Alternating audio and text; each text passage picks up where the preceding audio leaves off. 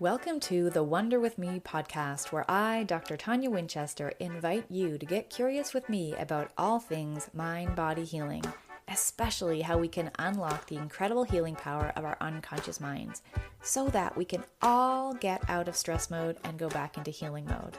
We'll talk about how you can easily create healthy, sustainable self-care habits so that you can calm your mind, sleep deeply, wake rested, and enjoy happy, energized days. Ultimately, so that you can make a bigger difference in your well-being and that of your family and the world around you. These casual chats are for educational purposes only and don't constitute a therapeutic relationship. With all that said, let's get this episode underway. Come wonder with me. Hello, and welcome back to another episode of the Wonder With Me podcast. This is episode number 42. You don't have to carry it all. I'm your hostess, Dr. and/or Coach Tonia Winchester. This episode is for my busy folk, for the overdoers, the overcarriers, the overpleasers, the over-busiers. Did I say that one already? The overwhelmed. It's for the people that have schedules that could make a monkey dizzy and probably do make monkeys dizzy. It's for those of us who do too much. In this episode, I'm going to share with you a very common and frequent conversation that I have with my husband about how I tend to do something very specific too much and too often. And I'll talk about what that means for you potentially in your own life and how we can do things differently. So with all of that being said, let's get into it. Let's get wondering. Find the link around this video to track back to the blog post that has this podcast embedded in it and the picture that I'm about to describe. The link will be conveniently in the show note for you.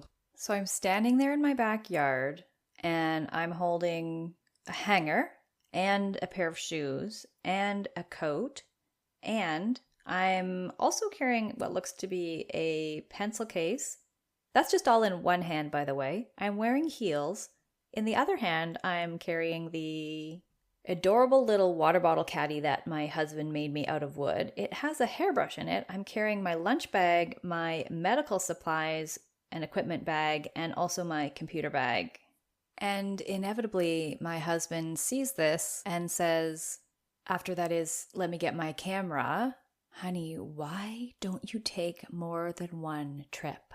I have just arrived home after a long day seeing patients and then doing a public presentation, and I want the day to be done. So I bring everything out from the car all at once, burdening my body and just getting the darn thing done. I don't know if I'm being stubborn, if I'm being some other word that probably means exactly the same thing, but I know that in my mind it feels like more effort to take 2 trips than to take it all at once. And we're making these types of decisions all the time in a really unconscious way, where we're weighing the costs and the benefits of our choices. Sometimes this does happen in a very conscious way, but most commonly, most of this type of processing is happening under the surface, below the level of our awareness. Here's what I mean. If your body in any given moment has a finite amount of energy that it has access to based on what it's been fueled and how it's been rested, then your body unconsciously is choosing where to divert that energy. Does it need to go to digestion? Does it need to go to healing? Does it need to go to managing stress that you're exposed to? And you don't make these decisions consciously. This is happening in the intelligence that is your body-mind. Because one principle that it likes to live by is it's going to choose the path of least resistance. It's going to do what's most comfortable, not because it is the most comfortable, but because it's what's been habituated over time, and so it's the most energy efficient. If you've ever tried to learn a new skill as an adult, you know it takes a tremendous amount of effort and time and practice. I'm learning to speak Spanish right now with Duolingo. I'm at a 550-day stretch, by the way, of using the app, and I have to intentionally still put my mind to it every day and be so conscious about the words that I'm saying.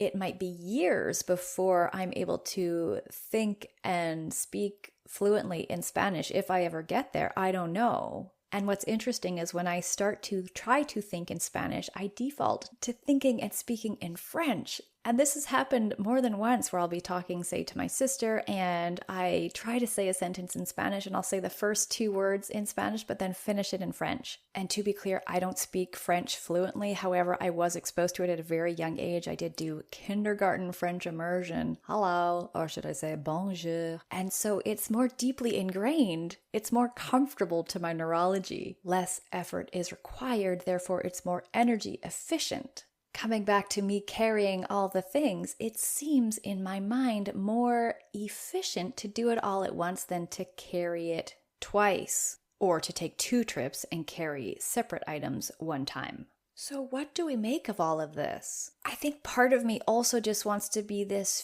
fierce, feisty little independent firecracker of a do-it-all, I can do it all by myself type of lady, type of person.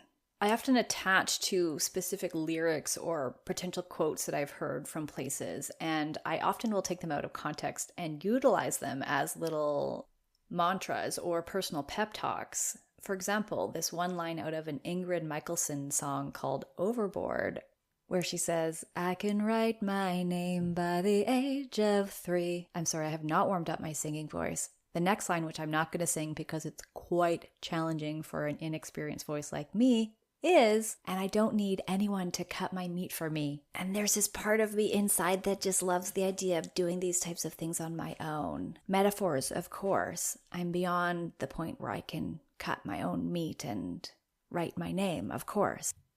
Even though the song opens in this adorable way where there's this woman proclaiming all these things that she could do, these skills that she has mastered, the song goes on to say that sometimes she just wants to choose to fall overboard so that she can be caught by the person that she's interested in and saved, and actually is a damsel in distress. So again, I take that lyric out of context. I can do these things. I can do hard things. Leading me to mention another song lyric out of a song called Cabron by the Red Hot Chili Peppers, where it says, I am small, but I am strong.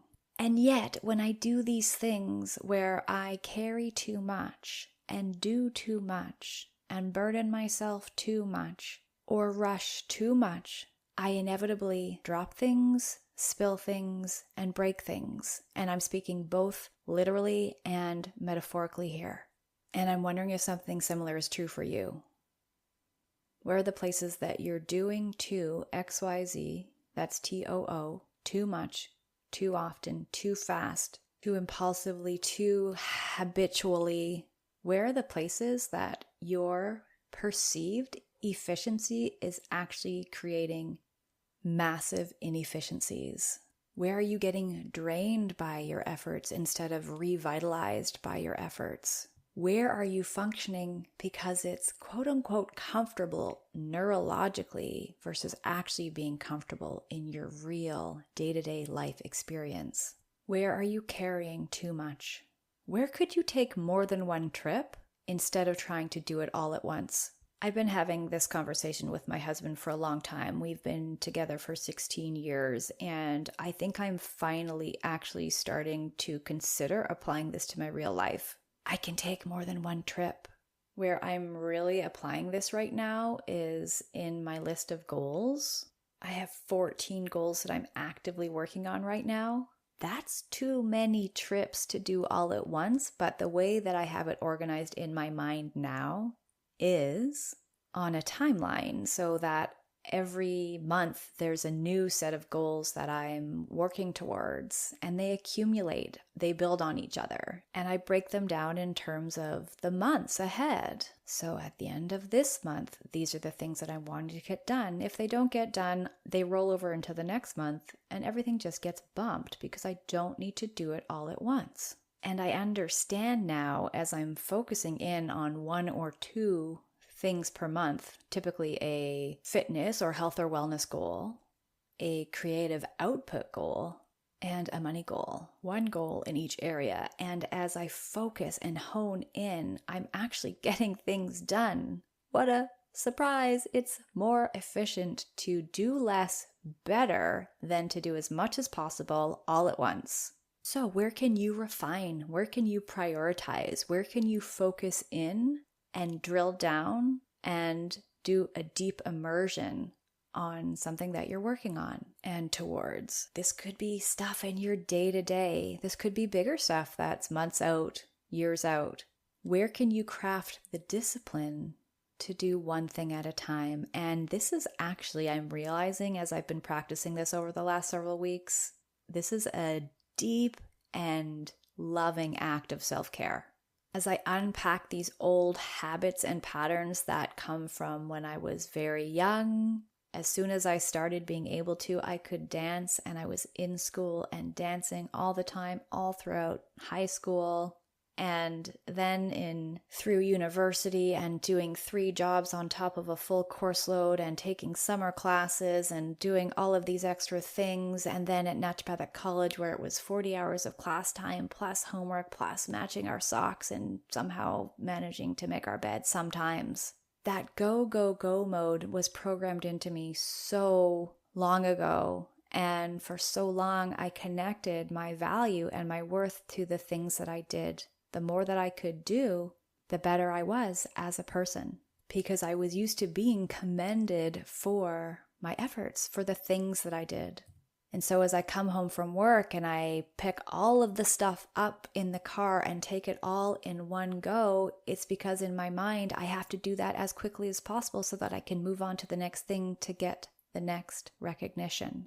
Woof, this is real talk. This is true confessions on the healing that I am continuing to undergo. And here I am with this man who says to me, you can take more than one trip. He's giving me permission to put all this BS down and know that I'm okay, just as I am, even if I have to take more than one trip, even if I don't do it all at once, even if I don't get it right the first time, if I have to try again and practice.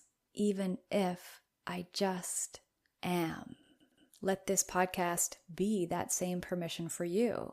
You can put something down and take more than one trip. It's okay. You're still good. You're still valuable. You're still important, and you still matter. I will say that, yes, I have been dolloping onto you doses of my husband's medicine, and we have this give or take where we serve each other like this all the time. There's an episode a few numbers back, I'll link in the show notes, to something that I said to my husband where he was in a bit of a thought spin tizzy, and I said, is what you're doing, how you're thinking, how you're talking about yourself right now helpful? And he literally just gave me that back the other day. And actually, I think in that episode, I predicted that would happen. This is going to come back and bite me in the ass. And sure enough, I was in a bit of a pity party. And he said, is how you're thinking, how you're talking about yourself helpful right now? And I'm just like, gosh, you're just magnificent and correct. So we will wrap this episode up here. If you need any help with any of these things, if you need help thinking more kindly about yourself, I highly recommend my new book, Thinking Kindly. There will be a link around this podcast. If you need help with prioritizing your habits, getting out of your comfort zone to create a new healthy way of being in life, these are things I can help with, and I'm happy to do that. So reach out at ToniaWinchester.com. I can't wait to connect with you soon. Thank you so much for being here. Thank you so much for listening. And thank you so much for getting curious about how you can do things differently in your life for better health, better relationships, and just a better existence. I wish you all the best, and may you choose to make all of your dreams come true. Hey, thanks for wondering with me today. If you've got something good out of this, then please forward this episode along to the people who you know could benefit. Be sure to subscribe, and if you're really keen, you leaving us a rating and review helps us to help more people, so thank you in advance for that. If you're wanting more insights about how you can leverage the power of your unconscious mind to go back into healing mode, head on over to ToniaWinchester.com, where you'll find my book, Breakthrough the Insomnia Cycle, and other helpful ideas. Thanks again, and we'll connect on the next episode of the Wonder With Me podcast. In the meantime, may you choose to make all of your dreams come true.